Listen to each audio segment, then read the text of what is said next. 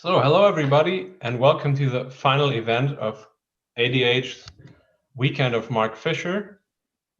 It's been a great 2 days, and I'm very happy for all the people who came to give their lectures, give their talks. And we're going to finish this one with a discussion. First of all, about the ADH. We are a group mostly based in Germany, strongly influenced by left accelerationists and Mark Fisher. But we do have members outside of Germany, so if you are interested in us, we're always very happy for people who text us from outside of Germany. And 2 years ago, we read an article by Ephraim Karlebach in the Platypus Review dealing with Mark Fisher and his meaning, his role for the left today, and his theoretical background. And it was quite critical of Fisher, and we desperately wanted to, or maybe not desperately, but we did really want to engage in a discussion. And I'm very glad that this discussion can happen now on our Mark Fisher weekend. I'm going to post the link to ADH's website in the chat shortly. So if you're interested, I'd be happy if you check it out. Our speakers today are Ephraim Karlebach, who's part of Platypus London, and as I mentioned, is writing for the Platypus Review regularly, and our member Dennis, who is currently studying for his PhD in Manchester in philosophy, and is a very active ADH member. So in about 50 minutes, I'll be taking your questions in the chat, so as to not to stretch it out too much when I collect the questions. And then we're going to start in about an hour with answering questions. With that, I'd like to give the word to Ephraim, and now he and Dennis are going to have some minutes to give their opening statements before we can engage in a discussion. Great. Can you all hear me okay? I can hear you. Great. Thank you very much for having me. If people would like to find out more about Platypus, you can visit our website, platypus1917.org. We have chapters around the world.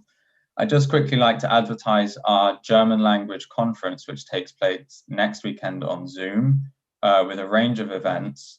And if you're interested, you can visit the Facebook page of Platypus Leipzig, and I just posted in the chat the event page. So I'm going to expand on some of the themes of my article in relation to left accelerationism. Like Dennis, I want to treat Mark Fisher's claims to politics more than his cultural commentary, although we can discuss that later. Those who claim to be politically inspired by Fisher, like the ADH, tend to do so under the rubric of left accelerationism. In my article, that's where I located both Fisher's critical purchase and the problem of what I called forgetting. So I want to interrogate left accelerationism in the long aftermath of the New Left to illuminate Fisher's relationship to the left today and the regression in the 20th century. According to Mark Fisher, Marxism is nothing if it is not accelerationist. So what is the relationship between Marxism and accelerationism? Fisher and other accelerationists usually discuss matters in terms of the future and the past. Capitalist realism for Fisher meant a world in which the future has been cancelled. To the extent that it proposes any politics, accelerationism seeks to embrace technological change and rediscover the future. Fisher said that Marxism must be a kind of futurism.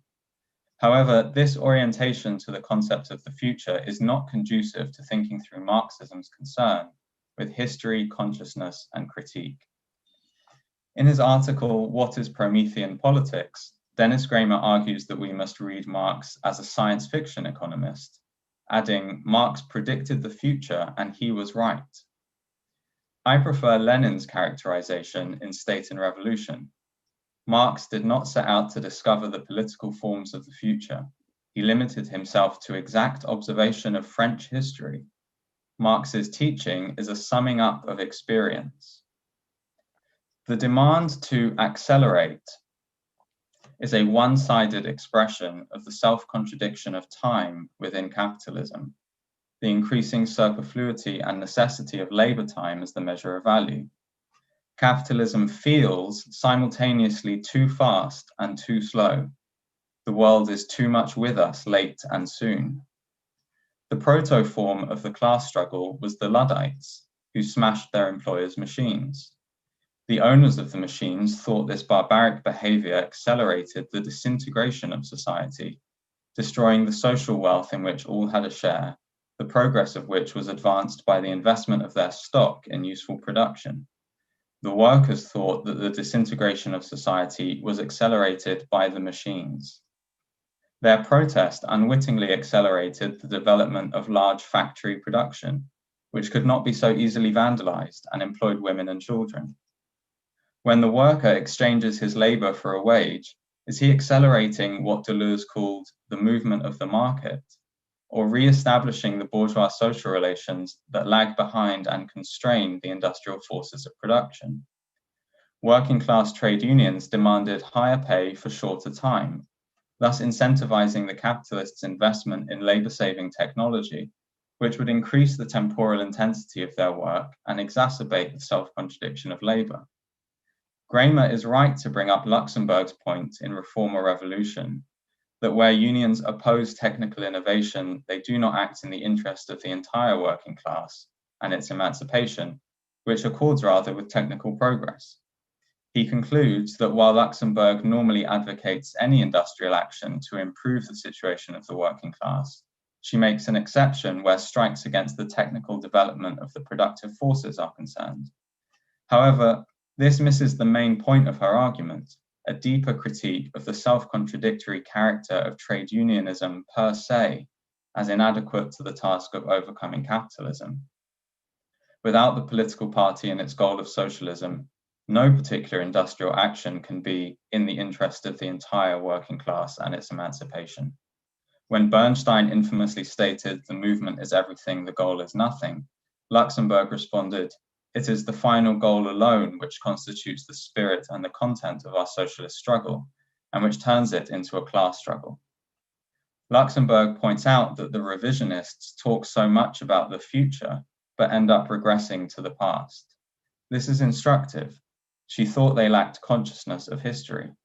In an earlier speech, she specified, by final goal, we must not mean this or that image of the future, but the prerequisite of any future society, namely the conquest of political power. That is, the political act required to raise the crisis of society to the level at which it can be consciously worked through rather than dominate us.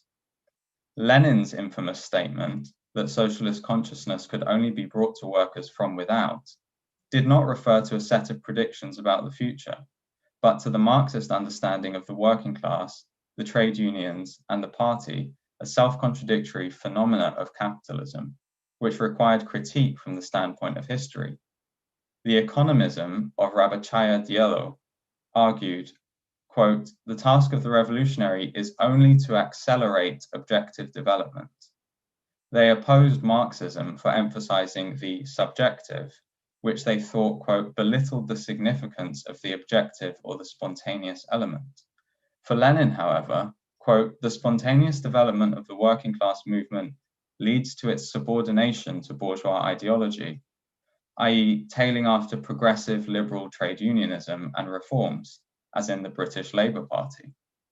Lenin observed how the determinism of economism was the flip side of the voluntarism of anarchist terrorism.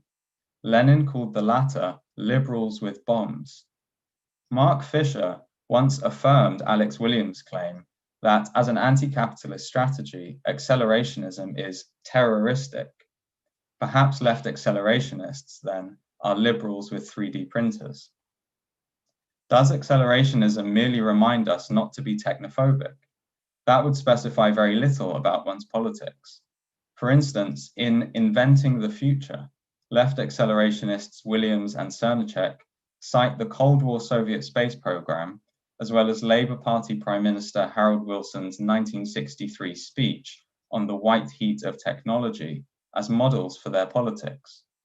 But when Harold Wilson said in 1963 that in the age of rapid automation, there is no room for Luddites in the Socialist Party, and that in the white heat of this revolution, there will be no place for restrictive practices, everyone knew he was attacking the unions and the Labour left. They didn't yet know that he was about to backtrack on his promise to the left to pursue unilateral disarmament of the 60s most advanced piece of technology, the nuclear bomb. Technophilia and technophobia, cyberpunks and Luddites. This antinomy is not a mistake, but a real expression of capitalism, just like voluntarism and determinism, or individualism and collectivism. A sure sign of the death of the left is its collapse into one side or the other of these antinomies.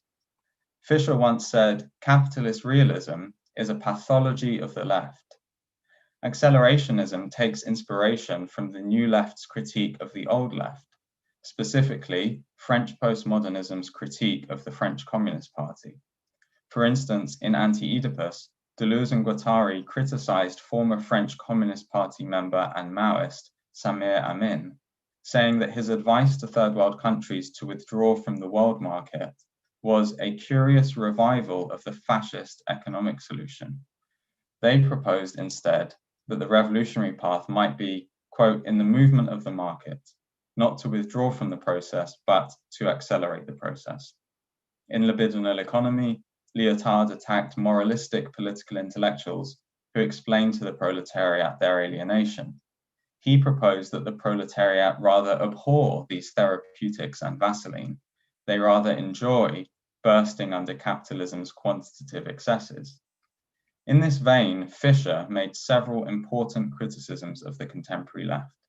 He said the left's actual aim was not to replace capitalism, but mitigate its worst excesses, that it endlessly repeats older gestures of rebellion and contestation as if for the first time, masking its true morose conservatism. However, the postmodernist's object of critique, Stalinism, was no longer around, and the 90s anti-globalization movement, against which the accelerationists directed their cybernetic ire, was nowhere near as politically coherent or significant. Accelerationism lacks political specificity. Hence, as the financial crisis hit, Nick Land drifted further right, and Fisher became closer to the anti-neoliberal left.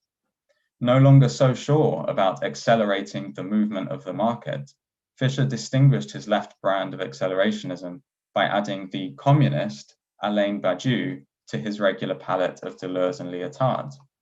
Accelerationism's critique of the left was based on its understanding of capitalism and history.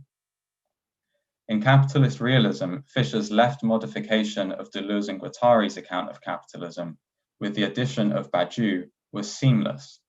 This is because they shared a common root in Althusser. Althusser sought to salvage a supposedly materialist and ontological Marx by converting the Hegelian emphasis on history into the mere contingency of the event, and following Lacan, denouncing the subject as no more than an illusion. These ideas should be familiar to everyone who has read Capitalist Realism, where Fisher famously argues, citing Badiou, that the task of radical thinkers is to show that everything is mere contingency. Marx, on the other hand, emphasized the emergence of freedom with society based on bourgeois social relations of labor as a task, in which history became the site of our self-production and self-transformation. But a new problem emerged in the 19th century, the self-contradiction of bourgeois social relations and industrial forces of production. As Horkheimer put it, machines made not work, but the workers superfluous. Capital was a form of estranged labor, pointing to the need to overcome precisely those social relations that gave rise to it. Nick Land knew very well that this Marxist account of capital, with its emphasis on social relations and history, would have to be changed if it was to be consummate with accelerationism. In a blog post on precursors to accelerationism, Land cites extensively the famous passage from the Communist Manifesto, in which all that is solid melts to air. Unfortunately for Land, this is where Marx and Engels explain, quote, the bourgeoisie historically has played a most revolutionary part. Land astutely comments, If Marx and Engels had systematically substituted capitalism for the bourgeoisie in this passage, its accelerationist credentials would have been vastly upgraded. In capitalist realism, Mark Fisher did exactly that. He quotes from the same passage in the Communist Manifesto, but removes the words the bourgeoisie and places in square brackets the word capital. Land, as a right accelerationist, could be more honest about. Thank you. Land, as a right accelerationist, could be more honest about the stakes of this change and his difference with Marx than Fisher could as a left accelerationist. It's in this anti-Hegelian and anti-Marxist mode that accelerationism fetishizes and hypostasizes technology. For the accelerationists, capital will not be ultimately unmasked as exploited labor power. Humans are the meat puppet of capital, their self-understandings, simulations.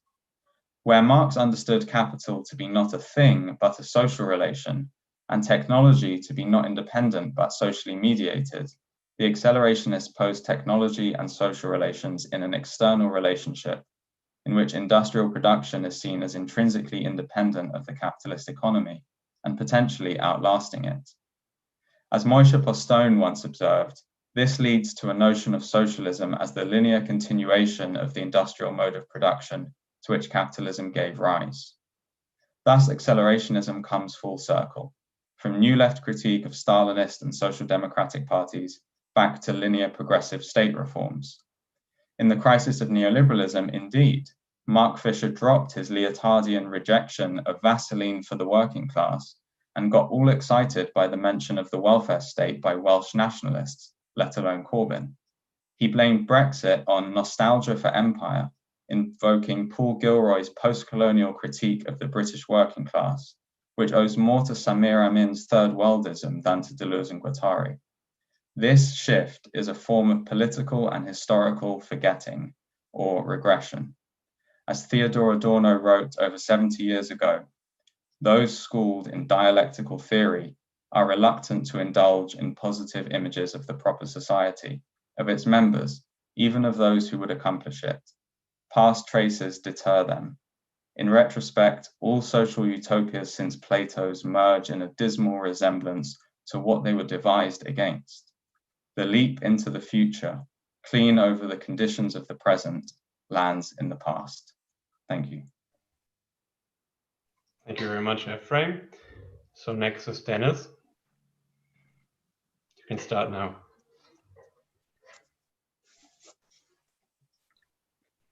Sorry, did you say something? I had this short disconnect. No, sorry. Ephraim has finished and you are now able to speak. Okay, so thank you very much to be here, Ephraim. I was really looking forward to this. And yeah, we'll just begin now. So basically in my first talk here, I will introduce why I think Mark Fisher is important to the left today. And I think I will begin with a quote from Pete Wolfendale, whom we had the honor to host here yesterday. And he called Mark Fisher one of the greatest strategists of class war. And this is a thesis that I would like wholeheartedly agree with. I think he's a strategist of class war. And furthermore, I hope to lend some plausibility to the idea that he was a materialist strategist. And this is basically what, in my mind, sets him apart from Platypus's chief theoretician, Chris Catrone, who I think tends to go a little bit too much in the idealist direction. But just let me explain. So, Ephraim, can you hear me? Oh, perfect, because I just need someone to move a little bit so that I know when I lose connection that I can immediately restart it or something. Okay, so basically, I think there are a lot of similarities between ADH and Platypus. For example, we both reject the new left. We both reject the postmodernism, woke culture, identity politics, postcolonial theory, and all of this contemporary bullshit that's like all around the left. So this is something where we are really similar. Also, we are similar in comparing our contemporary left with the left of the early 20th century, with orthodox Marxism, with Luxemburg, Lenin, Trotsky, with the revolutionary politics, mass movements, socialist parties. And then we look at this and we are like, okay, fuck, something happened. Like the way we are right now, it's not how it used to be. We want to, in some way, go back, orient ourselves towards this revolutionary Marxism, which we see in history, and which we don't see in our present today, at least not in the developed countries. So this is our common project where I think ADH and Platypus are basically on the same page. And we also appeal roughly to a similar group of people, like leftists who are pissed off with the contemporary left. Although I think that ADH, we just don't just want like the theory people and academics, we also want a lot of people who have practical skills with IT, graphics design, and so on. But basically, I think in general, we attract also a similar crowd of people who don't like the contemporary left and want to change something. Okay, so this is our similarities, but what are our differences? And I think the differences arise when we ask the question, why is the left so shitty right now? So basically, what happened? Why are we not content with what we see on the left today? And I think that for Platypus, for you guys, it's basically that Lukács and also like Cliff Slaughter, that they gave the correct answer to this. And we think our guy is Mark Fisher. And now I want to explain why. Okay, so for Mark Fisher, what's most interesting to me is his theory of capitalist realism, what he's also most famous for. And I think that this theory explains what you would call the regression of the left. So that it's like a good explanation for what happened to the left, and that it also gives us some ideas about how we can change it. So what is capitalist realism? It's the idea that there is no alternative to the current status quo. So it's like a pervasive mood, Mark Fisher calls it, that is permeating society, and that we think, okay, there's just no alternative to capitalism, there's no alternative to neoliberalism even, and we cannot really change anything about the world we live in. So it's impossible, okay? It's some kind of hopelessness, or like, yeah, it's just inability to act and to change something. You just accept what is given as being unchangeable. And, you know, then there's this famous Margaret Thatcher quote, there is no alternative, or often you hear people quote Francis Fukuyama, who talks about the end of history. So basically all of this stuff, this is meant by capitalist realism. But capitalist realism is not just like a theory, which some people believe in and others don't. It's a mood. So Mark Fisher believes that it's like a collective phenomenon, at least in the countries in the Western world, like Britain, Germany, America. It's a collective phenomenon. It's not just something some conservatives or liberals or neoliberals believe. It's like what everyone believes, okay? And this capitalist realism gives us a good explanation what happens basically in society. So Mark Fisher has talked a lot about art or pop culture in general. For example, he notes that there is like a general stagnation, that we don't have new forms of art, not really like the same thing. Like we had the 60s, 70s, the 80s. And then if you took one piece of music from one of those ages and put it like 10 years into the past, people would be like, what the fuck is this? But now we don't have this kind of rapid change anymore. And this for Mark Fisher symbolizes some kind of like a stoppage, like something isn't working anymore. We have no future. And yeah, nothing really dies, nothing develops. We have the universalization of retro, and the superhero movies part 10 or something like this. We have like Malchat Dama, this Russian Duma music, which is basically 80s post-punk with a little bit of gimmicks and stuff. And so nothing changes really anymore in culture. And this is like one aspect of capitalist realism where we can see it in pop culture in our everyday lives. But we can also see capitalist realism somewhere else, and it's in politics. Capitalist realism is not just something that, as I said, that like the neoliberals believe in, even the left believes in it. Like I even remember, like I believed in it. Like I was like once I was an anarchist and then a communist, and I really was like, yeah, we have to do class struggle. But if I was really honest to myself, I've never believed that I will see a communist revolution or something. Like it was just something you dreamt about and you wanted, but you didn't believe that it might happen. And now think about it. Let's just assume that everyone in society believes that there is no alternative. What effect would this have on the left?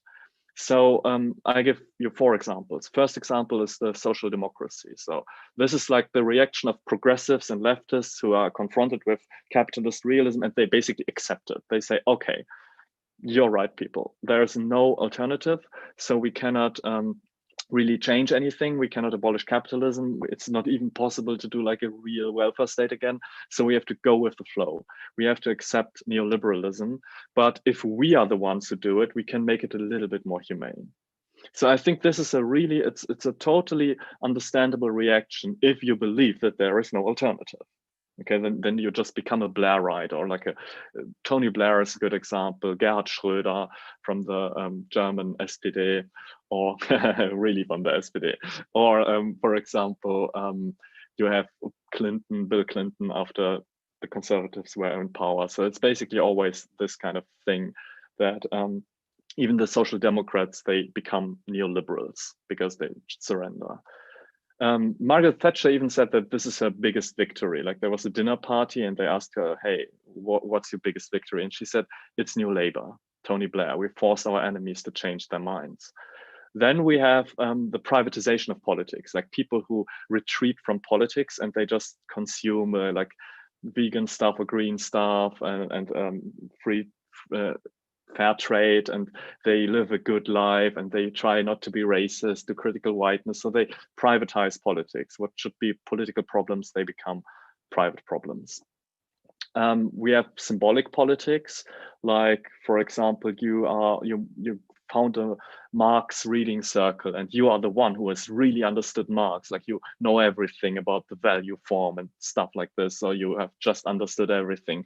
So you can symbolically distance yourself from capitalism. Like it's still out there, it's still there, but you know how it works. You are a critic of it. So you have like created some distance between yourself and the system. And I mean, the less sophisticated form of this would be just to throw stones at the police or something. You will also create this distance, which allows you to live your life in capitalism, under capitalism, and just, okay, because I'm distanced from it. So these are free forms like social democracy, surrender, or privatization. Just eat the best food, like the fair trade food. Or third, you make the symbolic gestures. Fourth thing is defensive politics. So basically localized politics, small scale politics, very unambitious politics, which is like defending this autonomous center in Germany, or just doing some very much defensive work against neoliberal policies. And this is what Mark Fisher calls the immobilizers. So they just want to, like, they cannot attack, they just want to stop the push of neoliberalism. Like they want to prolong the inevitable.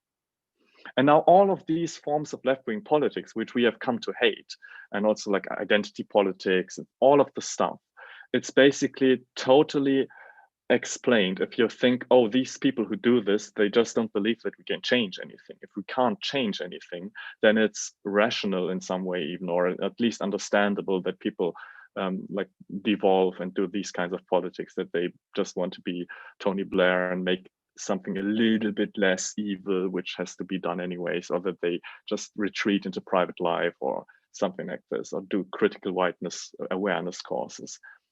So all of these phenomena on the left, they show us that something's wrong because people don't believe that they can change anything. So what causes this capitalist realism? This is the interesting question. Why is there capitalist realism? And like one of the answers Fisher provides us with is just to say it's propaganda by the ruling classes. So they say, yeah, people, you can't change anything. And then people believe this. Okay, this is a rather crude thing. I'm sure it happens, but it's not the main point. The main point is that capitalist realism is caused by defeats. So defeats of the working class. If you're on defeats of the left, if you have these historic defeats again and again, people are demoralized and so they cannot fight anymore. I quote him, for any British left-wing person remembering the mid-1980s is liable to provoke a sadness that is visceral, choking, wrenching. I still can't recall without weeping the day when the miners returned to work in 1985 and after a year of strike. What I have called capitalist realism, the deeply embedded belief that there is no alternative to capitalism, was definitely established in the UK during that period, in Margaret Thatcher's second term in government. Her re-election proved to be a traumatic defeat for the British left in general and for the Labour Party in particular. Labour began its long march towards Blairism and its eventual complete capitulation to neoliberalism and corporate tyranny. Meanwhile, the crushing of the miners' strike and the wave of privatizations that the Tories unleashed created the conditions for the neoliberal Britain that is only now falling apart 30 years later. So it's caused by material defeats. This is the important thing. And capitalist realism is a collective depression. And here it's important, like yesterday, Christian Bertschulte told us that Mark Fisher always believed that his own depression expressed societal defects, that his own like psychological state is mirroring the failures of the economic system of capitalism. And the same is the case for the collective depression of capitalist realism. Capitalist realism has causes in the basis of society, like it's this phenomenon of the superstructure, but it has its causes in the basis, in what happens in the economy, technology, for example, which changes how we work, but mainly, as we have seen in this quote, defeats of the working class. So Mark Fisher's theory of capitalist realism must be read as a materialist conception of class struggle. It's the idea that class consciousness mirrors the balance of power between the classes. It was the defeat of the miners' strike that created this pervasive, all-encompassing social depression of the whole like proletariat, which then makes it unable to act in the future. Okay, so what can we do to change it? Like, if this is the reason, then what we have to do to change it obviously we have to fight capitalist realism. On the one hand, we can do it on a discursive level by creating concrete utopias, which of course you won't like because it's against this Adorno's prohibition of images of the future, Bilderverbot. But we think it's very important that we show people how socialism could work and how it could be organized economically. About 1 minute left. Okay. Then we also can provide viable strategies, and we can do all of these things in art and theory. But what's most important is that the theory of capitalist realism tells us that we must intervene on the material basis of society. So Mark Fisher says that, I quote, "What is needed is a new struggle over work and who controls it." Mark Fisher sees the connection between the reality on the ground and the consciousness of the proletariat. It's not just ideas, but real successes, which can lead people out of the trauma-induced collective depression. It's about the recovery of trust in ourselves, in modernism, and in collective action, and in like different kinds of struggle, like trade unionist struggle and stuff like this. So I just want to say, okay, now we have this kind of economism debate and stuff. I'm really looking forward to it. And I also really looking forward to elaborating a little bit more what left accelerationism is. I just want to finish with one quote of Mark Fisher. Okay, the tiniest event can tear a hole in the gray curtain of reaction, which has marked the horizons of possibility under capitalist realism. From a situation in which nothing can happen, suddenly everything is possible again. Thank you. Okay, thank you, Dennis. So Ephraim will now have the first opportunity to answer to Dennis's points. Great, thank you so much. Okay, there's so much to respond to. First of all, let me make just one kind of provocation at the start. The quote you began with, that Mark Fisher was a leading strategist of class war, is clearly hyperinflated language. There is no class war at the moment, and so it has no strategists. And I think you should kind of feed back into the kind of Mark Fisher's own narrative of the defeat of class struggle, even in the 70s and 80s, into that kind of perspective. And it seems to me that such inflated language is precisely an expression of the kind of depression that results from inability to do something. So, you know, where I think Adorno would have the category of pseudo-activity, that really represents a kind of block, one's own powerlessness. I think that kind of inflated language is similarly a reflection of that. On platypus and the ADH, I think you're right about some of the similarities, but I'd just like to pick up on one point, which is that we reject the new left. I think this is an interesting point because Mark Fisher in Capitalist Realism has a rejection, he has a critique of the new left that he kind of takes from Zizek. And then towards the end of his life, he kind of had a rapprochement with the new left over the idea of acid communism and consciousness raising. Platypus doesn't reject the new left. We're actually asking a kind of more meta question about the symptomology that emerged from the new left, right? It's not simply a question of us rejecting or accepting this or that, but asking, why did these things emerge and how are they acting on us today? How might we be repeating them unconsciously? And I think what I tried to present in my opening is that the trajectory from Deleuze and Guattari to Nick Land to Mark Fisher to left accelerationism is one of kind of unconsciously repeating questions posed by the new left in an increasingly less self-conscious way, to the point where it returns to actually, you know, defending the welfare state, kind of pre-new left politics. So on capitalist realism, you know, obviously one thing to point out about capitalist realism is that it's a pun on socialist realism. And he has the partner term of market Stalinism, which is kind of, I kind of like that, you know. But it doesn't necessarily tie it to the issue of culture, right, quite strongly. And I think accelerationism altogether, thinking about Fisher's trajectory, is really a phenomenon about culture. And this is why I kind of perhaps subtly try to suggest that it's actually a form of romanticism. The kind of cybernetics, the invocation of Gothic aesthetic, that's all a kind of late romanticism.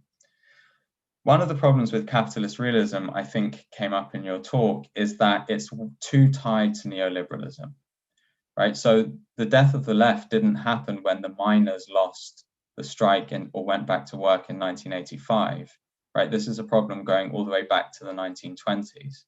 And so capitalist realism, unlike the regression thesis, 1 minute, is unable to think about the defeat of the revolution going all the way back to the 1920s. I think, you know, and the idea that, you know, culture was still progressive in the 60s, 70s, and 80s really romanticizes the conditions of capitalism in the mid-20th century. And I think that's what enables the collapse back into a kind of neo-social democracy for Fisher, who had a critique of social democracy, and he thought social democracy was capitalist realist, and then basically said that's the only option we have, and that will lead us to post-capitalism, which is an intentionally vague term. The question of defeats, right? Obviously, the left is defeated because it's defeated, right? That becomes kind of circular. The issue is, what is the meaning of defeats, and can we learn from them? So Rosa Luxemburg famously talked about the path of the proletariat is marked by defeats. But the role of the party and of Marxism was to institutionalize the experience of the working class, to be able to reflect critically on its own history and therefore to learn from the defeats. So there isn't a progress of the working class within capitalism. Last point before I hand back over would be, I think you don't do Fisher justice enough, but I think you underemphasize the extent to which in capitalist realism he tried to develop a theory of capitalism. So for example, the idea that one expression of capitalist realism is that we can allow it to persist because we think we have the critique and so it exists out there. That's what he borrows from Zizek, this kind of big other, and that capitalism doesn't care about your disavowal of it, right? That is very much tied to the theory he has of the history of capitalism that he gets from Badiou and also from Deleuze and Guattari. And I think you kind of underemphasize the extent to which he ties capitalist realism to what he thinks capitalism is. And maybe that's something we can discuss further, how it affects this debate, how one actually defines capitalism. All right, thank you. Now Dennis has an opportunity.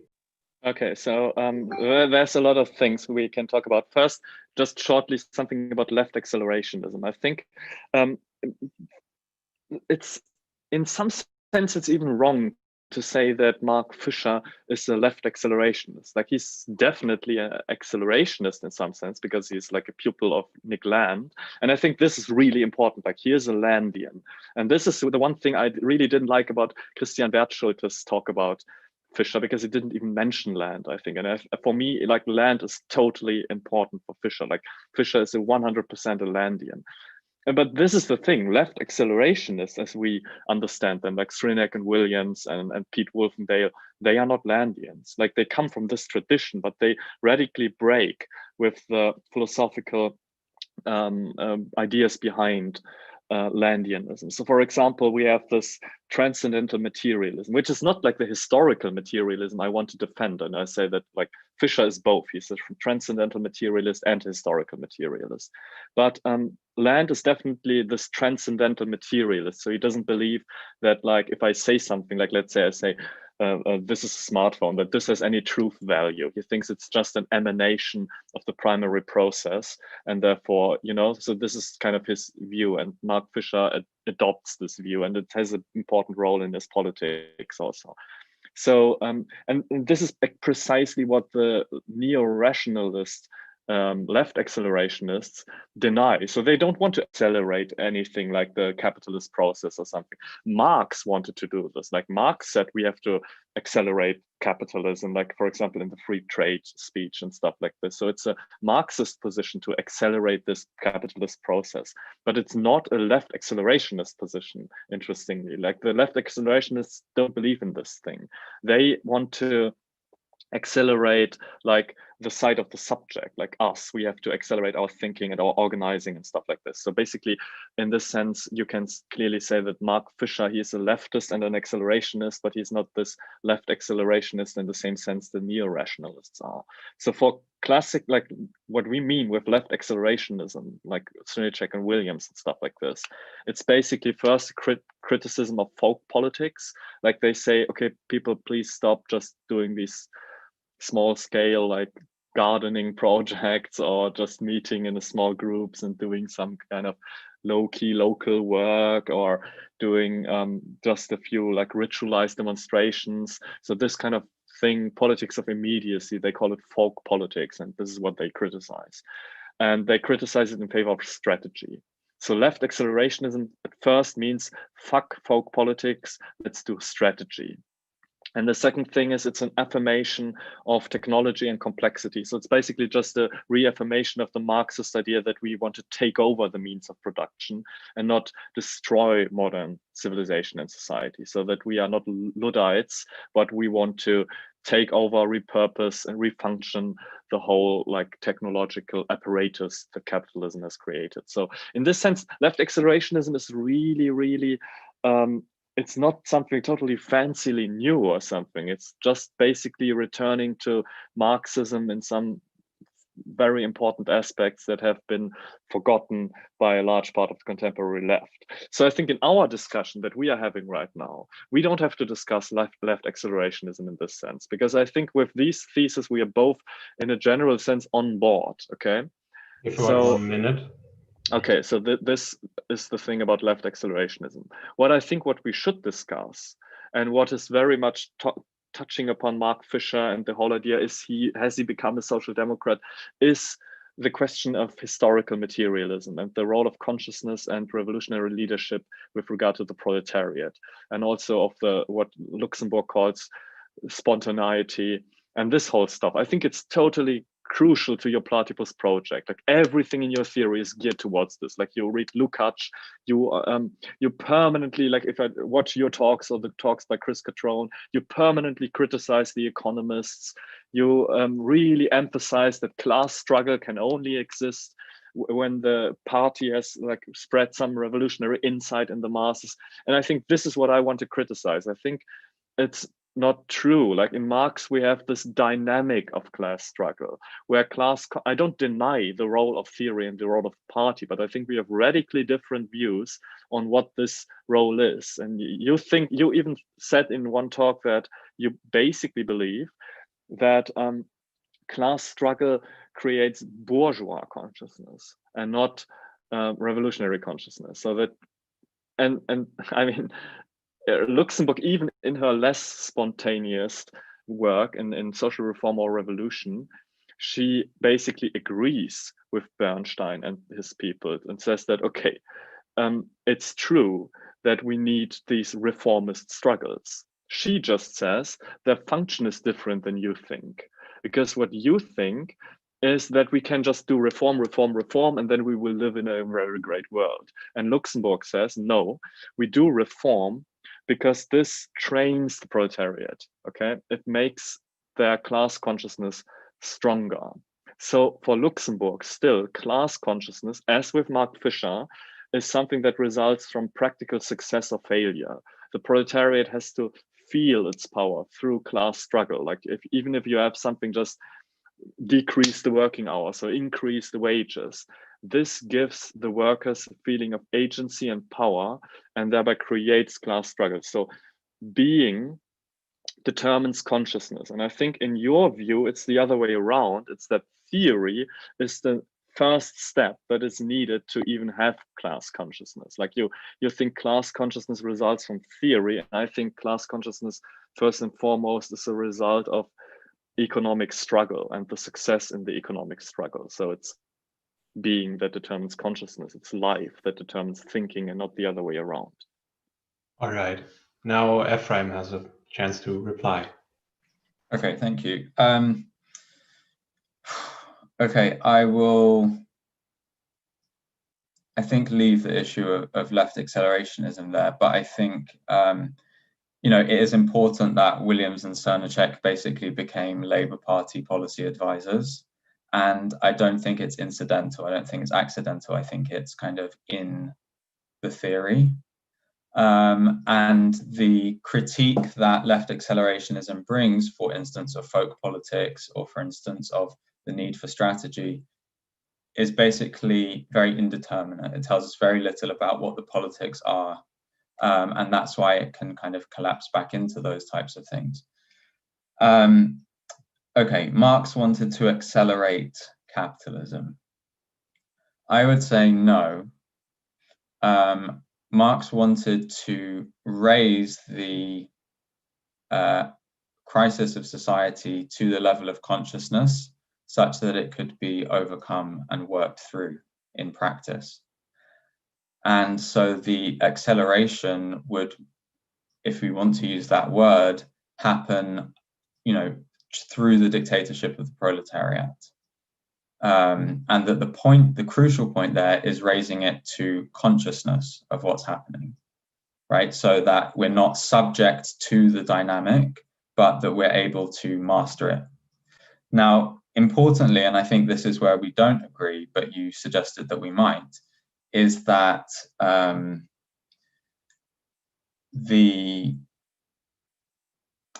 development of capitalism is not simply a matter of taking over the means of production, but actually a question of transforming the means of production. That the bourgeois social relations that are in crisis in capitalism, in trying to overcome those, you will actually transform the mode of production itself and not just fall into the position which I raised Moshe Postone to critique, that you maintain the same mode of production but have a different mode of distribution. And I think that that's what your position leads into, and it's based on the way that the theory of capitalism that accelerationism develops and that also Badiou develops kind of has an external relationship between technology and society.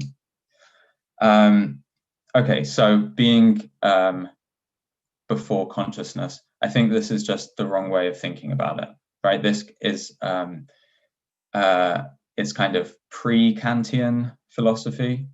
The reason why I raised Althusser is because it does kind of come from this new left turn, its current role on the left. I think the question that we need to ask rather is the question of social practice, right? So how is what we are doing, how can we become aware of it, our social practice, to the point at which we can change it? And therefore, how does it require critique, right? So how can we become critically aware of what we're doing such that we can change it? Because the separation of being and consciousness that you insist on keeps the relationship of the two external, and then you can't actually change what you're doing. Now, I think this gets to the important point about the trade unions and the class struggle. When Marxists argue that trade union struggles lead to bourgeois consciousness, it's because the demands of the working class for the value of their labor, for their pay and so on, are actually what reproduce capitalism, because they reproduce the bourgeois social relations, which are in fact in crisis under conditions of industrial production.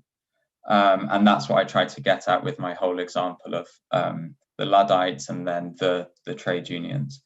The issue for Marxism is how can precisely this process become aware of itself and overcome itself through itself.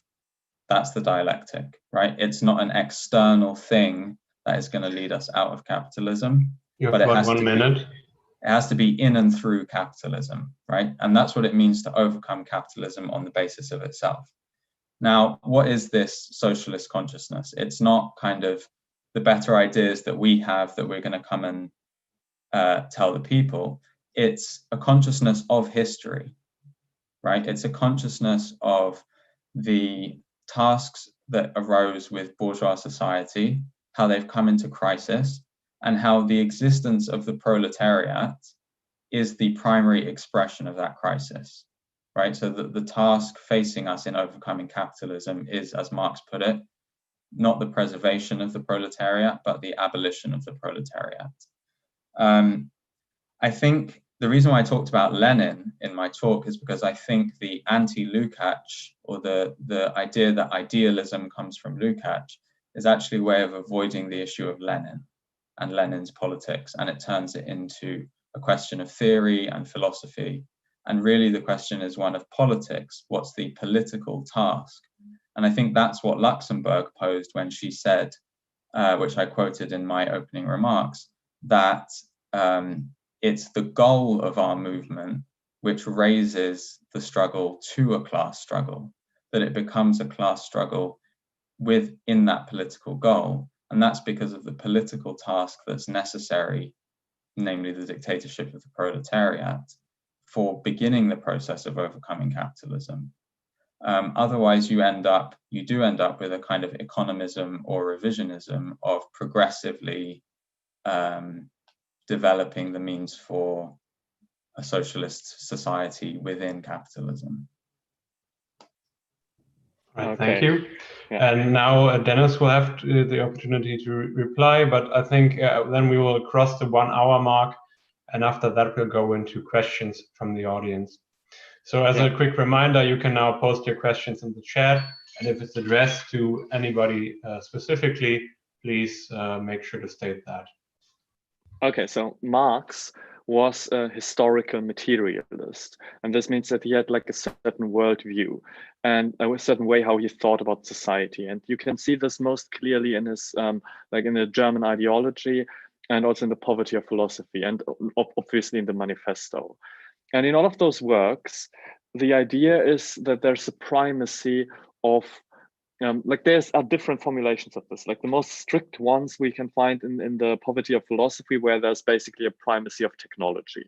So there he says that technology, like the development of the productive forces, is everything. And even the mode of production, like the rest of the mode, like the Produktionsverhältnisse, relations of production, just emerged from technology. So you have the hand mill, and then you have a certain society that corresponds with it. I think in this case it was feudalism, and then if you have the steam mill, you have capitalism. So this is basically what Marx says in The Poverty of Philosophy, that he's like a techno-determinist. So technology determines how we make the economy, and the economy determines the rest. Now, I think this changes a little bit, and he increases what counts as the basis of society, but still there is a primacy of the economy. This is the basic idea of Marx's historical materialism. Furthermore, we have some processes which are happening, which are not processes which like individual people, because of their ideas, like they consciously shape them, but it's just something that happens because of a certain dynamic. So in this sense, Marx thinks about society as a complex of different economic and social dynamics, which develop according to certain laws, which Engels even linked to laws of nature. So for me, like the basic insight of Marxism, which is also something Land and Fisher talk about, this cybernetic thing, is not to talk about society as composed just of individuals which live in their like liberal individual free will stuff, and then they do whatever they want because they have certain ideas, but it's a machine that develops according to certain principles of historical and economic development.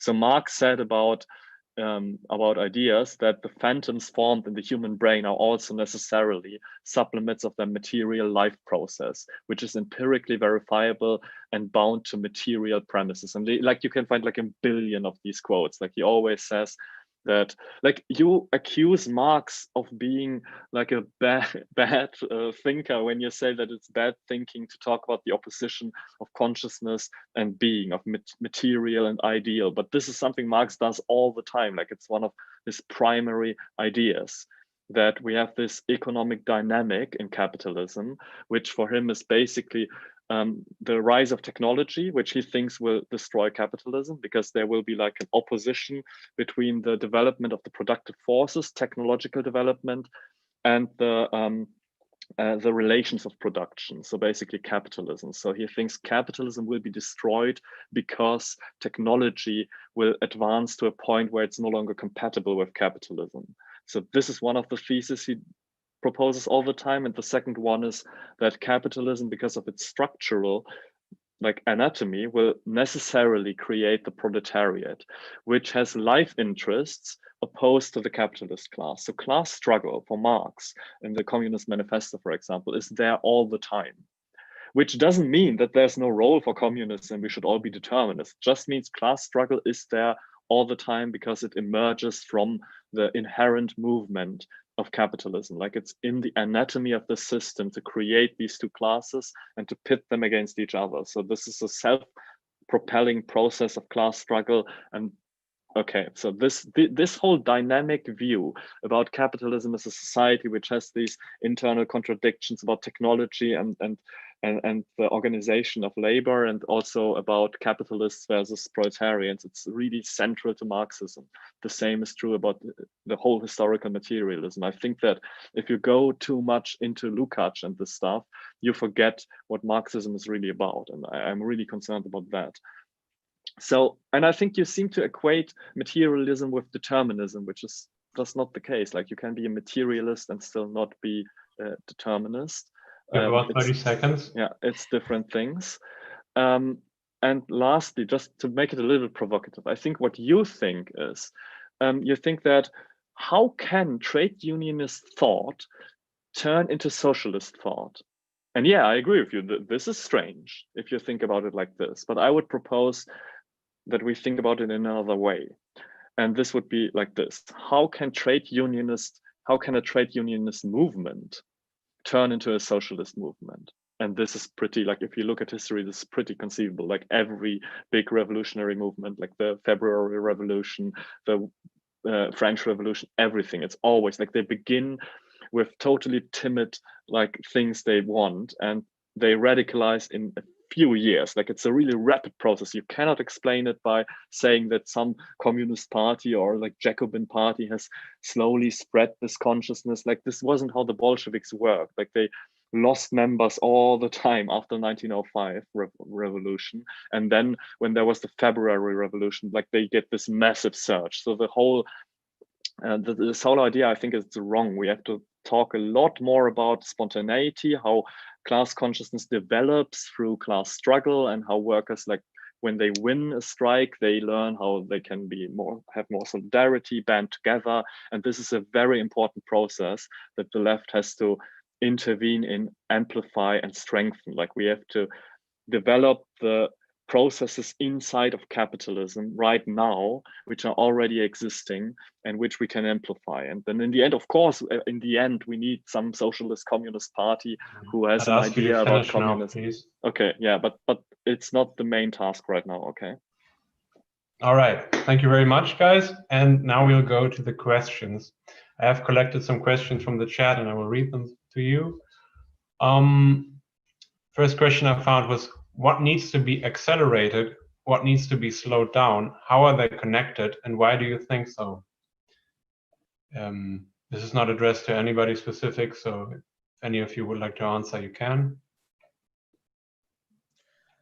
I would just say that what I tried to demonstrate in my opening remarks is that the idea that some things need to be accelerated and some things need to be slowed down is actually not the question, but that is the way that capitalism appears to us, right? It appears to be something that's both going too fast and going too slow, and that affects all aspects of our lives, as well as economic production, and that this kind of apparent antinomy can reveal to us something about what Marx thought about the self-contradiction of bourgeois social relations in capitalism. I think that accelerationism, which I argued is very different from Marx in terms of the understanding of what capitalism is, falls into upholding one side of this antinomy. Certainly in the kind of Nick Land version. And I think what you get with Mark Fisher is an attempt to add some politics into that. And then I think it becomes quite confused at that point. But I would say that the question we're facing today on the left is the question of regression, how we're actually repeating problems and tasks formulated better earlier on in the late 19th and in Marx's time and in the early 20th century, and that the defeats of the left throughout the 20th century are being repeated in the present in less and less conscious forms.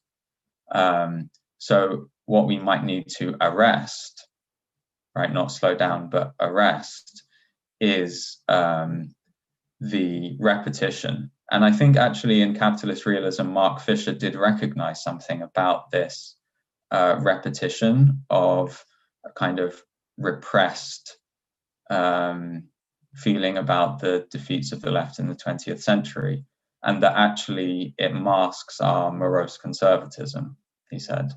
So I think in order to recognize that, we need to think about what that experience has been and how actually there's a huge gulf between where we are today and where Marxism 100 years ago was. So I think, with Lukács, for example, it's not the case that Lukács explains the regression of the left, but Lukács is talking about a much different problem, which is the crisis of the Second International. Right, there is no Second International today. We don't have that objective critique. So the problem is rather the forgetting of Lukács's insights into that in the absence of its objective critique.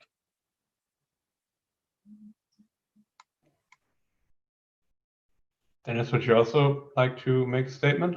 We could go on with let's questions. let's go on because we have to answer a lot of questions. Okay, we do have a lot of questions. That's correct. To Dennis, failures can be valuable, but which failures? The failures of bourgeois politics or the failures involved in the independent political organization of the working class that is still not here? Okay, so the thing is, I mean, this is the thing. When we think about us as like leftist organizers or intellectuals, we can obviously learn from failures of the past in a totally different way than a movement learns. So we can have this like lessons learned, and then we have an analytic process and we learn some things, and then we can apply it in the future. And this is important because yeah, I don't say that we don't need communists and we just need the spontaneity of the masses, but the task of the communists, of the socialists, of the party is precisely to amplify this movement that exists independently from below. And thereby, obviously, sometimes you can give some tips to them, like say, okay, don't do that, you have to do that, but not basically from the beginning try to preach Marx to them, but just to say them what they have to do next. Like, for example, it would be, in my opinion, it would be much more valuable right now to say, okay, we have to fight for the 30-hour working week or something like this, yeah? Something Mark Fisher also says, maybe our trade unionist struggle should be less about wages and more about something else. And I say, yes, let's go back to time. Like time, the 8-hour day fight, this was really important in the time when orthodox Marxism was strong. Like the whole workers' movement formed around the reduction of the working hour. So this would be something we could give them, like, because we know, oh, maybe this is a good thing to say right now, so we can try to inject it. But the most important thing is obviously just to support these movements. Now, failures can give us some experience to just, to be more effective in supporting working class struggles. For the masses, they have a totally different function. Like they can be really demoralizing, destroying the whole like organizational process. But if they are just like halfway failures where people still feel their power and they see, oh fuck, the bourgeoisie took it away from us in the last moment, then they can be like radicalizing, so that people see, oh, we were so close and then they took it from us, so let's be more angry. So I think, yeah, we have to really differentiate whether we mean, what about us as like some kind of leftist groups or activists who think about these things. Okay, for us, failure is just something to analyze, but for the mass movement, it can be something really traumatic and demoralizing, but it can also be in other historical circumstances when they still feel their power. It can be something which makes them more militant, and therefore even like sometimes I think it's even part of the necessary learning process that this movement needs to fail at a certain point, and then see that maybe more radical action is necessary. But it's necessary that the movement goes through these stages and actually experiences those things. Exactly. So this would be my answer. Can I just add something briefly, which is that, Sure. Of course, the struggle over time was the struggle over wages, and the struggle over wages was the struggle over time. I mean, the two are related. And I realize that it seems like what we need today is to first restart the class struggle, and then we can, talk about whether it's going to be socialist or not. But I think you're kind of avoiding the issue of the ideological obstacles, not necessarily in the working class itself, but on the left. Like, why is it that we or the left can't agree on what its purpose is, right? That there are different positions on the left that disagree, and that these have been an obstacle to giving advice to any working class struggles at all. So the idea that, well, we'll just go down there and tell them, like, keep going, you're doing a great job, and then they'll grow stronger, avoids the ideological obstacles that exist, that are inherited from the history of defeat. Thank you. So a one question. Sentence. One. Okay. No. Okay, no, one sentence, but then we got to go on. Okay. Yeah, I think it's more important that the workers' movement grows. So we cannot unify the left first and make everyone a Marxist. It has to be a process, and this process goes through intensification of class struggle. Like this is the prerequisite for everything else, that we can even start to have like a bigger, more organized left and stuff like this. So class struggle is the most basic thing we need to get this whole machine going. Okay. So question to Ephraim. Fisher thought that consciousness can also come from aesthetic experience. What does Platypus say to this? Adorno could relate. Just romanticism?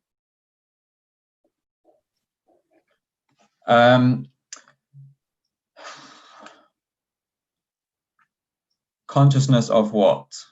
Right? I mean, there's consciousness and then there's consciousness. I think the issue that Dennis and I were debating is the issue of socialist consciousness or class consciousness. Certainly, I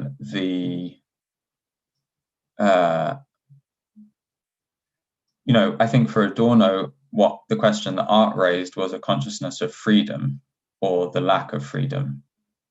And so, both in form and content and in the relation between the two, it expressed a crisis of the problem of freedom in society.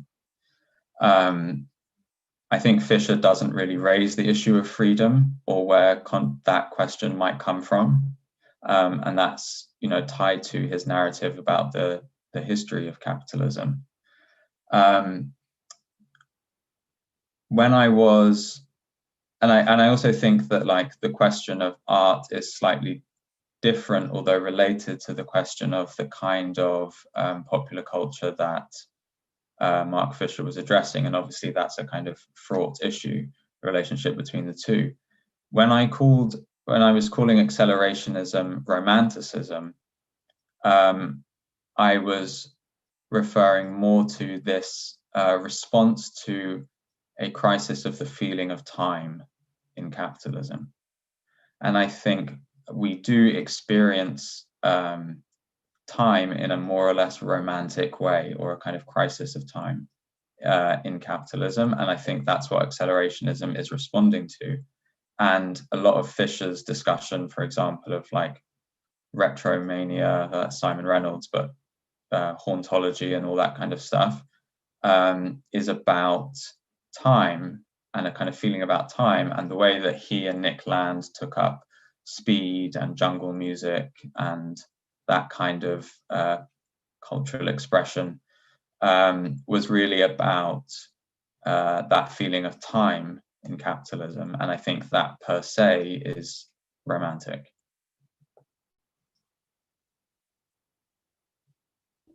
All right, thank you. A question to Dennis. Your recipe seems to be win in order to start winning. But if we need to start winning to win, how do we, start winning? Yeah, this is a very good question. So basically, because my analysis is, okay, we have this kind of positive feedback loop. Okay, if you have victories beget other victories, because the class consciousness will be raised if people see, oh my God, we can do it, like we did this strike. And many people have this idea about strikes and reforms and movements, that it's like a negative feedback loop. Like, I'm discontent, I'm angry, I want something, like fuck you, I want more wages or less working hours, stuff like this. And then I fight for it and I get it. And then I'm like, oh, nice, I got it. Okay, now I'm content again. So this would be like a self-stabilizing negative feedback loop, where if people get too angry, they do political action and then they win, and then they are content. Oh my God, everything's fine. And then they are like basically, again, like normal people, and they don't do politics anymore. And on the other hand, if things get too shitty, people get angry and then they again do something, and then they make it normal again. So it basically, this whole mechanism stabilizes the status quo. And I think the truth is exactly the other way around. And the way Luxemburg describes it in her mass strike, it's totally the other way around. And also, like, I did some with a friend, like an Iranian friend of mine, we looked at some empirical data about strikes, and it also shows it's definitely like the other way around. It's a positive feedback loop. Defeats lead to a lower organization degree of the working class, whereas victories increase the organization degree. So it's not the case that if you win on a societal level, then the whole working class will be like asleep again. But if some people win, this will give the impression like it will weaken capitalist realism. It will give people beliefs in themselves, like we can change something. Like you don't have to be, they don't have to be Marxists from the beginning. They just need this feeling we can band together as workers and we can change something. And this will like spread and make other people do the same thing. But if they lose, this is a material effect on their consciousness, which makes them just retreat into private life or just like, you know, they will give up. So yeah, now we have this positive feedback loop and we just want to have the spiral of victories. And now the question is, how do we get there? Like, how do we get there? And if we are determinists, we can say, no, we can't get there because it's just an objective process. But look, there are a few people who can be influenced by theory. It's like people like us, like the vast majority of society. You can't just tell them a few theories and then they will make a revolution. They need this process of material change and it has to be a long process. Like people have been talking about communism all the time before the October Revolution. No one cared about this. And then when there was the right situation, like mass mobilization by the workers, people suddenly did care. Or French Revolution, like you had Republican ideas all the time, but in the beginning of the revolution, there was almost no Republicans. And then when it all radicalized as a real movement, the radicalization of thought followed. So I think there is a time and place when we can like make more of a mass spreading of socialist ideas, because we will need it when we do this political transition, like when we really do socialism. But we are not at this point right now. We are at the point where we need to build the mass movement, which will enable this whole thing. So they need this dynamic to go from victory to mobilize, and then they have like fights against the state and stuff like this. It has to be this growing social dynamic, which we have to enable. How do we do this? Mainly by directly intervening into class struggle, not intervening to make propaganda, but really to make them win.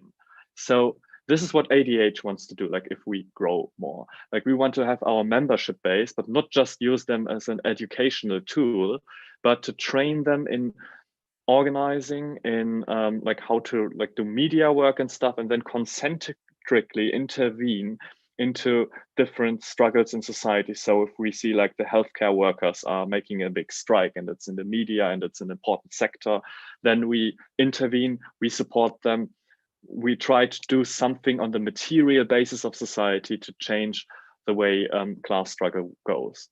And also, you can also intervene with theory, but you have to do it like, you have to think about what is the current situation. So not just say all the time, yeah, we just need to have communism and this is how capitalism works and so on. So no, you need the right impulses at the right time. So for example, if you think the time is ready, just say, okay, maybe we should fight for the 30-hour week. So always our task as communists is to accompany, to convoy like the real mass movement, and to anticipate what will its next steps be, where can we support it most effectively. But we are bound to this movement, this proletarian movement, this mobilization from below. And this is our task. If we consider ourselves to be some kind of conscious elements who know what's going on, then okay, then we have to consciously support the movement, the real movement, not do our own thing, but the movement is there, out there, people who fight for like better wages, less working hours, stuff like this. And this is whom we have to support, and to just use our energies to make them win, and thereby try to create this positive feedback loop. Thank you. Can I just add something to that, which is you can. You know, that has been tried many times by many different left-wing groups in the 20th century. At different moments, they, in however small numbers, have thought that they need to go to the workers, go to the point of production, for example, in the 1930s, but also in the 1970s. And I think one needs to consider why that didn't work, right? And so there are questions raised by, you know, what you'd actually be training people to do there, and what you would tell people, and then what you would do with them afterwards.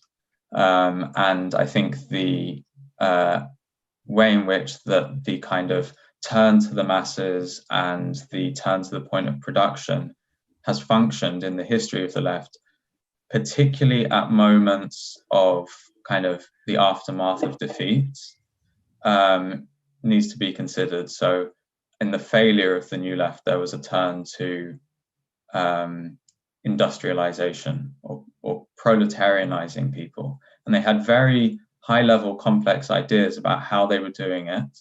And there was much higher trade union density at that time. So the situation was much more auspicious for what they were trying to do. However, they still failed. And I think we need to consider how that is still affecting us today. I think sometimes you present these ideas as if they've just come up for the first time. These are very old ideas. And unless we're conscious of the history of how that's played out, then we might end up repeating the failures without realizing it.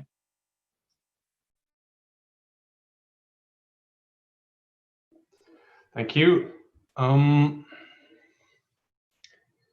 question to Ephraim. You talked about accelerationism of Fisher, but what about hauntology, melancholy in the work of Fisher? Mourning, reflection, lost possible futures in the past.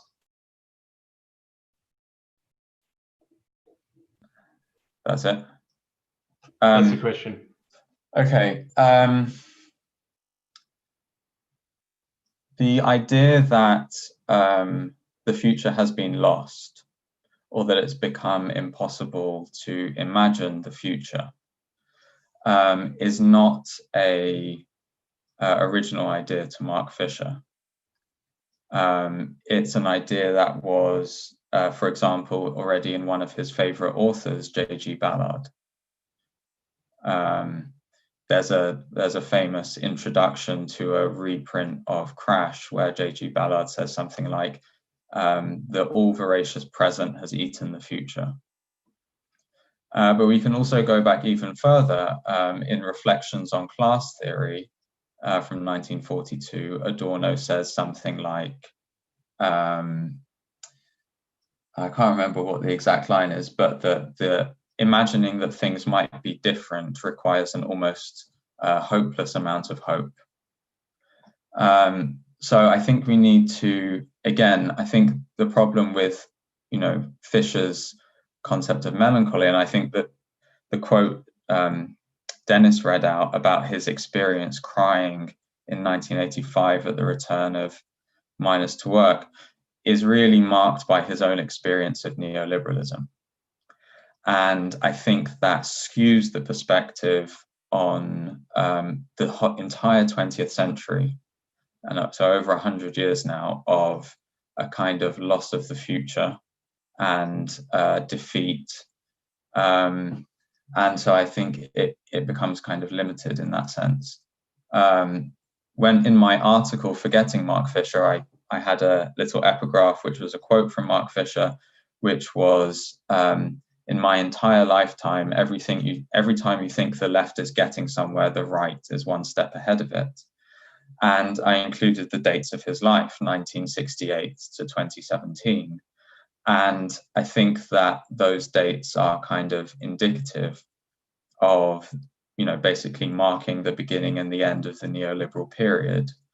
And I think that the question of kind of mourning and hauntology, which again kind of comes from postmodernism, is very much kind of fixated on neoliberalism. And that's precisely why, when the crisis of neoliberalism came, Fisher was kind of unable to respond.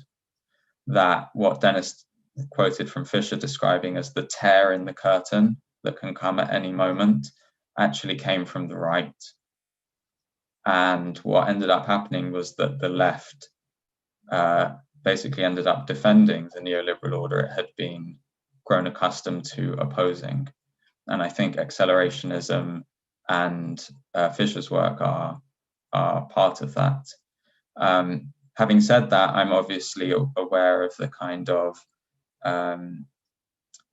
the resonance with Marx's phrase from the 18th Brumaire that the the dead generations weigh on like a nightmare on the brain of the living. So we should actually also think about how Fisher is tapping into something about the dynamic of history in capitalism, that history itself is in crisis. And that's why I think Marxism was not so concerned with imagining what the future might be like, but rather working through this crisis in history. And that was its task of critique. Thank you. So a question to Dennis. What precisely would be the connection between materialist strategy and the hegemonic approach that Cernak-Williams, I don't know how to pronounce the name, propagate in the Accelerationist manifesto? Okay, so I love this question. It's a very good one because, like we in ADH, we have read this manifesto and we found it to be very nice and we love it. And basically, the thing is that Cernak and Williams, like their general left accelerationist ideas that we should reject folk politics in favor of this kind of strategic view that the left has to win and actually like empirically think about how to do this and stuff like this. This is something I totally support, but I think in a certain sense they are a little bit too much Gramscian. Like I don't totally disagree with this approach. I just think that it's rather one-sidedly focused on the idea that like we have to use just media and theory work and stuff like this to influence society. So basically they also propose to found some kind of a platform like a communist party and this, or like a network of different organizations, and this kind of revolutionary like organized subject then has to use media expertise and theory work and stuff like this to spread their ideas. And basically this is what ADH is also doing right now, but we think that this can only be our first phase to gain more members, and then it will be about amplifying these struggles which are going on everywhere in society. So basically this politics of intervening into class struggle. And yeah, one thing about to Ephraim, yeah, of course, this is not something new. But like the thing you are proposing is also not something new. Like we are having a debate we could have been having like in the time of orthodox Marxism. Like there have been the debates on economism, like there have been debates on for example, even with Kautsky, you have this idea that consciousness can only come from the outside. So it's not Lenin who first invented it, it's already Kautsky, and it's already in Luxemburg. But Luxemburg, like she struggles with this in Social Reform or Revolution, I would say. And then in Mass Strike, she has a more like position which is much closer to my position. But I know that you at Platypus read it differently, but I think like it has predominantly been read as a advocacy for the spontaneity idea, and you certainly have the snowballing effect ideas in this work. So basically I know why you prefer Social Reform or Revolution and why I prefer the Mass Strike, because I think Luxemburg has changed a little bit in there. But I think I would really love to just discuss this one work, Social Reform or Revolution, with you or something like this, because I think there's a lot to be learned from this. That would be a great discussion. Yeah, but I think this is like, so the whole thing we are discussing right now, it's all in a certain sense old stuff. Of course, we have new perspectives now. We have Mark Fisher, we have this idea of the regression of the left, but this basic debate on materialism and economism and stuff like that, this is an old debate. So every strategy has been tried by the left, and every strategy has failed in the sense that we don't have socialism right now.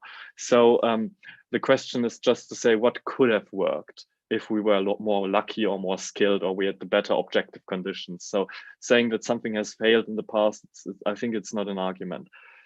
So the problem with this Gramscian, so I think this Gramsci thing, which is an inherent part of Cernak and Williams, it is valuable, but it has to be subordinated to this idea of amplifying the working class movement. So when we, for example, have this intervention into media or something, we should try to make it something that amplifies class struggle. So for example, let's say we have this really great left-wing media outlets. We should use them to draw attention to what is happening on the sphere of the class struggle, and for example, give the right like paroles at the right time. So when there's coronavirus, we should talk about coronavirus. When we have like a strike, we should talk about the strike. When we think now it's the time to talk about 30 hours, we should do that. So basically, we should subordinate this like hegemonic approach, this Gramsci approach, to the intervention in class struggle. And one thing for you to read, like Gramsci has written something about Luxembourg where he criticizes her. I don't agree with him, but it's an interesting debate. So to get into this stuff, to see that there are like different approaches to strategy and what we think is more important, like the class struggle or the hegemony on the sphere of ideas and culture and stuff. It's very fascinating stuff. Can I just comment on that quickly? I agree with you, obviously, that my ideas are not new at all, and I am actually, my whole aim is to raise old historical ideas, namely Marxism. And however, I don't think we would have had this debate 100 years ago. I don't think you're really an economist. You're not like the Rabotchaya Diallo economism that Lenin was critiquing. We need to recognize what is missing, which is the context of the mass Second International and the Socialist parties. And that changes the nature of these debates fundamentally. It's not simply a matter of, that didn't work in the past, so don't try it again, nor is it simply a matter of we need to find in better conditions, which ones would have worked, and so let's just try a bit harder. The question we're facing is, how are those defeats acting on us in the present? How is, to talk about haunting, how are those defeats haunting us and perhaps limiting our imagination of what's necessary and what's possible, and importantly, obscuring our reading of history? And I think the Luxembourg case is instructive because it's not simply a matter of different readings of the mass strike pamphlet. It's actually an outcome of the defeat of the left after the Russian Revolution and the fact of the Russian Revolution itself that led to people wanting to oppose Luxembourg to Lenin. And so they read the mass strike in a particular way in order to recover the concept of spontaneity out of a kind of anti-Stalinism, or before that, anti-Leninism. And so even these different readings, as you put it, are really are again very old, and they are affected by the political situation and the way that these defeats are acting on us. I think the attempt to separate Luxembourg's spontaneity in the mass strike from her Marxism in Reform or Revolution, and to separate her from Lenin, is wrong. She actually wrote the mass strike pamphlet whilst basically on summer holiday with Lenin in 1906, and they were reading each other's drafts all the time.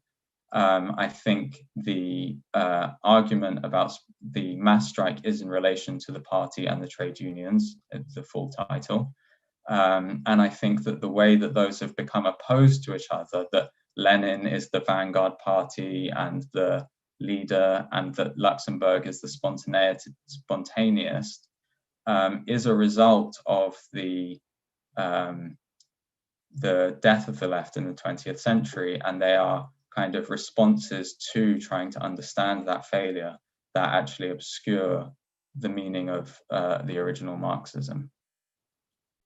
One thing very shortly, I don't believe in this kind of Lenin versus Luxembourg opposition in this crude sense. But I really think that there is a very gradual opposition between this view that is more centered on the role of theory as the necessary precondition for class struggle, and another idea which views class struggle more as a self-accelerating process. And I think that this is a debate which is constantly going on, and you cannot just put some labels on people and say, okay, this person is totally like this one and the other one is just totally spontaneous. But there is this question, and this is I think a very important question where we are not of the same opinion. And yeah, so that's that. And basically, I think with the October Revolution, I'm totally a Leninist in this sense. I totally support what they did, but it was not spreading like this communist idea to the masses. Like it wasn't like this. So this whole Kautskian thing that the party has the class consciousness and gives it to the proletariat, it's totally not what happened in the October Revolution. Like it was, in a certain sense, it really was this kind of blanquism almost, which I don't judge it. Like I don't think it's wrong or something. I would have done exactly the same. I love Lenin for doing this, but you shouldn't make the mistake to like say that Lenin's practice is just like a continuation of his theory. We should read the October Revolution in a really historical sense. So look at what really happened and not how leftists wrote about it. So I think we need, I agree with you platypus guys that we need to have more consciousness of history. But for me, history is real history, like history in what happened and not how leftists thought about it. And I think by studying history, we can really go forward to developing our theory and look, okay, what did Lenin actually do and not what did he say that he does it. I would just raise there that precisely Walter Benjamin's critique of historicism, namely history as what was, which ignores what it could have been and perhaps should have been, was tied to the progressive theory of history that informed the revisionism of Bernstein and that led to the capitulation of the SPD to war credits and the murder of Rosa Luxemburg. So actually, the problem isn't history as what was, which would be a kind of historicism, but rather how a kind of critical history. How should and could it be? What's the unfulfilled potential of history? And how does history critique us now in the present? Okay, I'd like to read just a few more questions. We're already over time, but I will have some of which I think we should talk about. To Dennis, if we understand historical materialism as a scientific, sociological, historical theory, is it empirically adequate? And please try to keep your answer as brief as possible. Okay, so this is exactly what I'm talking about. Like, look at history, how it happened, and what we can infer from it. So, for example, if you look at, I already mentioned the French Revolution. I had this course in when I studied history where we looked at some, like there was some kind of people were asked, what do you want to change in France? And it was anonymous, so people didn't have to be afraid about like saying some weird bullshit. It was a really good primary source, and everything people said was like totally pro-royalist. Like it was just like, the king has to be a little bit nicer to us, or less corruption and stuff like that. And then we have this giant revolution, like just a few months later, and then like it takes a few years for it to accelerate to a point where then you have like republicanism, and then you have this third like revolution where the Jacobins, like the radical Jacobins, come to power. And so if you want to explain why people do certain things here, you just can't do it by saying it's because some philosophers spread some ideas. It's because of a dynamic that happens through this historical process. And the same is true with regard to the Russian Revolution. If you look at the membership of the Bolsheviks, like before 1905, it's like maybe like 15,000 or something. And then I think the biggest point was in 1907, when after the 1905-1906 revolution, they had like a massive influx of people. They had 150,000, so 10 times more people. After this revolution, it went back to 1,500, where also many historians say most of them were not even real members.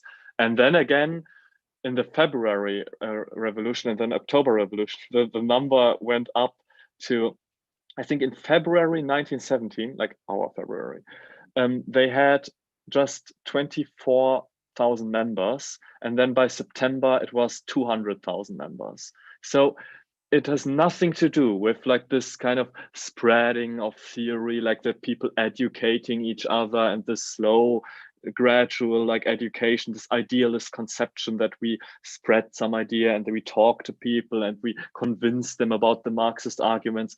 It's totally clear that these numbers reflect what is happening in society.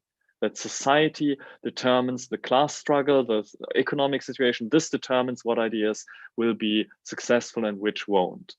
And like, it's everywhere. If you look at any kind of revolution or movement, when people change their minds, it's always because something changes on the level of society. It's never because just some philosophers and academics are really good at doing educational work. So I think the empirical support, if you just look at historical revolutions, historical developments, the empirical support for a materialist understanding of consciousness is extremely strong. Like, you can't explain it in any other way consistently. I would just add it's not a question of a few academics with their ideas. It's a question of politics. And that's what you're leaving out with the sudden turnaround of the masses. You're leaving out how politics is already implicated in this process. And there's a political question there. The second point I'll make, and this is kind of very important for Marxism, is that there's a major difference between the French Revolution and a bourgeois revolution and the proletarian revolution. And this is the whole reason why Marx addresses, actually, I think the first time he uses the term regression, which is with respect to the trajectory of the 1848 revolution, which doesn't go like the French Revolution of the 1790s did, to increasingly more radical stages in a kind of unconscious way, but actually regresses. And Marx's whole point, which is the lessons of 1848, is that unlike the bourgeois revolutions, which could be more or less unconscious of the process that was happening, the proletarian revolution requires consciousness, otherwise it will basically reproduce a bourgeois revolution that will fail, that will undermine itself, and that will regress. That the necessary tasks posed by the proletarian revolution of the 19th century, because Marx's whole thing is, how is the revolution of the 19th century different from that of the 18th century, actually requires a different relationship to history and to consciousness.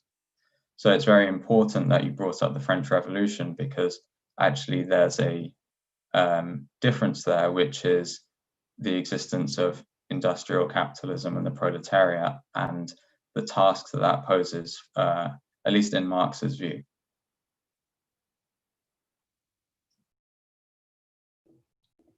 Okay, thank you. So I feel there's a lot of stuff we could still talk about. I feel there are a lot of potential discussion for the future that became clear today. I'd like to thank both Ephraim and Dennis, and I would pose one final question, which both can answer, and maybe this will be a nice wrap up. All the while, I'll post links for ADH content in the chat, and if the platypus people present would like to link to their conference, I think that would be great too. So my final question for today would be, how does one begin to address the present in a material sense? So whoever would like to start, you can start. Do you want to start?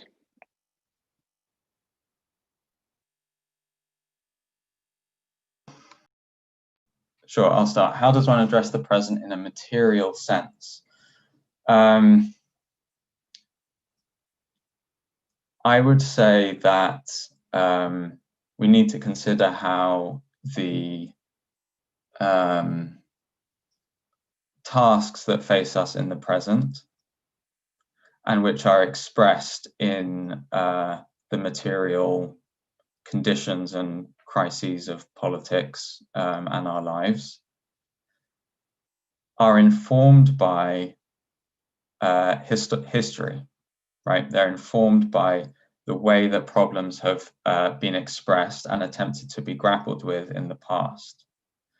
And that those actually have a material impact, both on what's happening in society and our kind of consciousness or our own thinking about what that is. One kind of phrase from Marx that actually expresses this, not only in a kind of metaphorical way, is that dead labor dominates living labor. And the other phrase that I mentioned earlier of the dead generations weighing on the present like a nightmare on the brain of the living. So I think we need to think about how the past is actually acting materially, if you must so put it, in the present. It's actually a real part of the dynamic of capitalism, as Dennis would put it. And that we need to become aware of that, because we're becoming, it seems, increasingly less aware of the way that people have tried to deal with these questions in the past. And to that extent, we are doomed to repeat them. The hope for overcoming that issue and for becoming conscious rather than being haunted by the past, which is a form of a lack of consciousness and therefore being able to act, as Rosa Luxemburg put it, for the working class to cease being a will-less football that's kicked around and to take its history into its own hands, will require working through the meaning of the past. Yeah, I agree with that. I think we need to do that, but I think that this is not enough. I think what we also need is to have, first on the level of the left, some kind of move to organize more, so that we organize in some bigger structures which are able to actually do something. Because what I would propose next, like the intervention in class struggle, which just means to get a lot of people who are right now weighed down by capitalist realism, who don't think they can fight back, who don't think they can organize and try to fight for better working conditions, shorter working hours, or some other kind of struggle, that we need to get these people to start moving. Because I mean, in the end, I totally agree with you. We need this kind of, we need to have some idea about where that we want to abolish capitalism and not only like do trade unionism. But I think in order to even be able to think about this, we need the mobilization of the working class, and the left needs to be able to do its part to establish this, to allow this, and therefore we need to organize ourselves. Like we need to organize ourselves not only in educational and like theory and media sense, but also in the sense that we can be like that we can act. And I think that this is also something that is a task of our time. And I think that it requires us sometimes also to have people who disagree with each other to cooperate in some practical sense. So I'm really glad also that we had this discussion, because I think this is something which leads to this result. Like we need to have more exchange about these strategic questions in order to be able to form a left that is that, as I would say, is not like a victim of capitalist realism, or as you would say, it's not a result of this regression, but a left that is that can take this torch of revolutionary Marxism and try to actually achieve some change in our societal relations and not just like do nothing. I thank you very much, Dennis. I think the conversation is important, and perhaps we can have further conversations on Lukács or the Marxism of Rosa Luxemburg. We should be honest, however, that the result of that actually might not be any clear plan of action. Yeah, of course. But I would still like to discuss those things. So, yeah. Okay, so thank you everybody for coming. It was great, and thank you very much to Ephraim for participating, and also to Dennis. And that concludes our Fisher weekend, and I hope to see many of you in the future. See you then. See you all. Thank you very much. Bye-bye. Cheers, guys. Thank you so much. Oh, and the video will be available on the channel.